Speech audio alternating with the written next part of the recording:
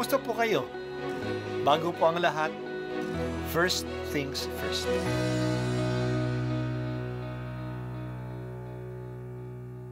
Good morning po. Sinisimulan po natin ngayon ang first things first. At dito po, tinatalakay natin sa unang bahagi ng umaga natin ay ang first readings na binabasa po sa banal na misa. Ito pong tinatalakay natin kasi madalas po marami na tayong alam tungkol sa gospel readings. Pero konti po ang nagsasalita sa first readings. Pero ang first readings, bahagi din po yan ng Biblia, ng banal na kasulatan. Kaya susubaybayan po natin ang mga first readings, basahin po natin at kuminsan kailangan ng basahin ng 2 o 3 beses bago maintindihan kasi hindi po tayo familiar sa mga istorya at sa mga kaisipan na tinatalakay dito. Ang pagbasa mula sa aklat ni Propeta Isaias. Mga pinuno ng Sodoma, pakinggan ninyo ang sinasabi ng Panginoon. Mga namamayan sa Gomora, pakinggan ninyo ang aral ng ating Diyos. Magpakabuti na kayo, magbalik loob sa akin, talikdan na ninyo ang masasamang gawain. Tumigil na kayo ng paggawa ng masama. Pag-aralan ninyong gumawa ng mabuti, pairalin ang katarungan, itigil ang pang-aapi, tulungan ang mga ulila, ipagtanggol ang mga balo. Hali kayo at magliwanagan tayo. Gaano man karami ang iyong kasalanan, handa akong ipatawad ang lahat ng iyan. Kahit na kayo'y maruming-marumi sa kasalanan, kayo'y magiging busilak sa kaputian.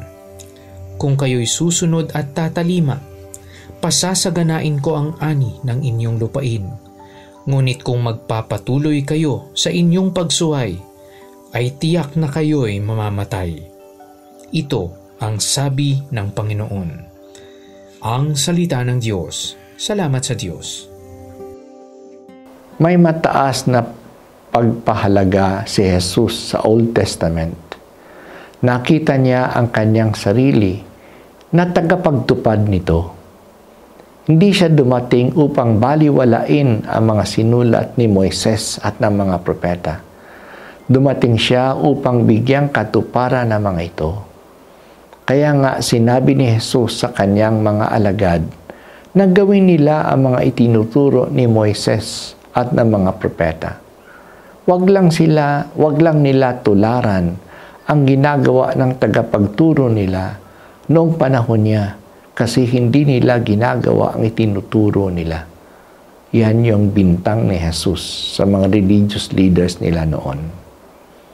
Ang ating pagbasa ngayon ay mula kay Propeta Isaias na nagpapakita ng katuruan ng mga propeta na maganda at angkop pati sa ating panahon. Siya ang nagbibigay ng pag-asa sa atin. Kahit na anong sama o anong laki ng ating kasalanan, iyan ay mabubura. Kahit na anong dumi ng ating puso, iyan ay mapapaputi. Hindi magkakaroon ng permanenteng dagta ang ating kasalanan sa mata ng Diyos. Mahuhugasan ang lahat. Madidelete ang lahat.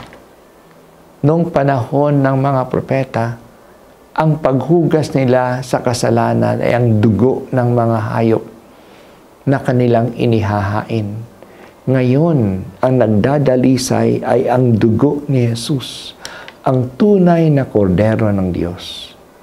We are cleansed by the blood of Christ. Pero nakiusap ang propeta na magpakabuti tayo at magbalik loob sa Kanya.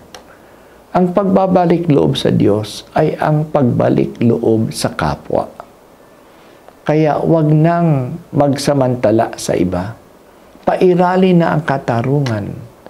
Ang ibig sabihin nito na huwag gumawa ng masama o pang-aapi at tulungan na ang mga mahihina at napagsamantalahan tulad ng mga balo at mga ulila. Binibigyan tayo ng aliw ni Propeta Isaias at tinahamon din niya tayo. May pag-asa. Anumang kasalanan, ay maaring matanggal. Ang hamon ay pairali ng katarungan. Huwag mang api at sa halip ay iahon ang mga naaapi at nangangailangan. Ang Kwaresma ay panahon ng pagbabalik loob. Hindi mapaghihiwalay ang pagbabalik loob sa Diyos sa pagbabalik loob sa kapwa. Kung talagang nagsisisi tayo, lumapit tayo sa ating kapwa. Sa ating paglapit sa kapwa, nalalapit tayo sa Diyos.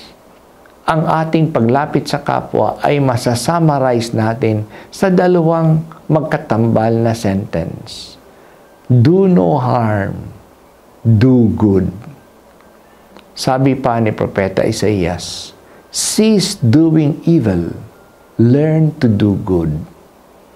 Huwag natin itulak ang kapwa, bagkos itayo natin ang nadapa at nakahandusay sa daan. Iwasan natin ang kapabayaan. Kung kay Papa Francisco pa, iwasan natin ang indifference. Sa ating mga Pilipino, yan ay ang kultura ng pagwawalang pakialam.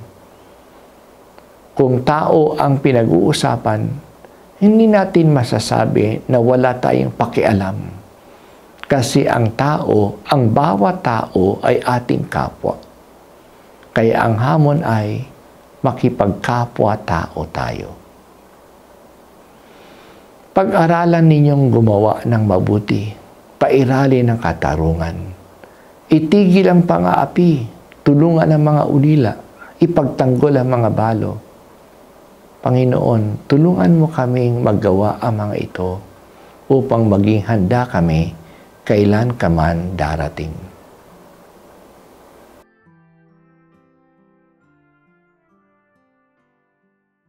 At ako po ay si Bishop Broderick Pabilio dito sa First Things First.